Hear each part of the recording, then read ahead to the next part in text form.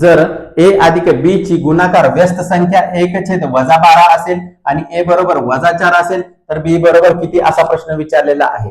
आता अशा गणितामध्ये सर्वात महत्त्वाची गोष्ट काय लक्षात ठेवायची आहे, कोणत्याही संख्येची गुणाकार व्यस्त संख्या काय असते, छेद अंशामध्ये जातो आणि अंश छेदामध्ये येतो। म्हणजे याच्यामध्ये काय होणार आहे, गुणाकार व्यस्त असल्यामुळे -12/1 -12/1 म्हणजेच काय राहिले, आता इथे -12 राहिलेले आहेत। आता पुढे कसं सोडवायचं बघा, a अधिक b बरोबर काय -12, गुणाकार व्यस्त झाल्यामुळे काय झाले -12 आले।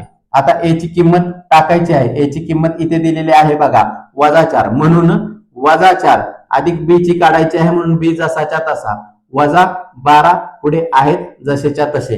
आता इथे काय आहे बघा, इथे हे 4 वजा मध्ये आहेत, इकडे गेल्यानंतर ते अधिक मध्ये जाणार आहेत, म्हणून b बरोबर -12। आता हे 4 इकडे वजा मध्ये आहेत, इकडे गेल्यानंतर काय होणार आहे, अधिक मध्ये जाणार आहेत, म्हणून 12 अधिक 4 झाले। आता पुन्हा b बरोबर काय झाले, अधिक वजा काय होणार आहे, वजाबाकी होणार आहे, आणि चिन्ह कुठल्या संख्येचं, मोठ्या संख्येचं, म्हणून चिन्ह इथे मोठी संख्या 12 आहे वजा, आणि यांची जर अधिक वजा केलं तर किती राहिले, 8 आणि 4 12 किंवा 12 वजा 4 किती झाले, 8 झाले। म्हणजेच b बरोबर काय आली किंमत, b बरोबर ही -8 आलेली आहे।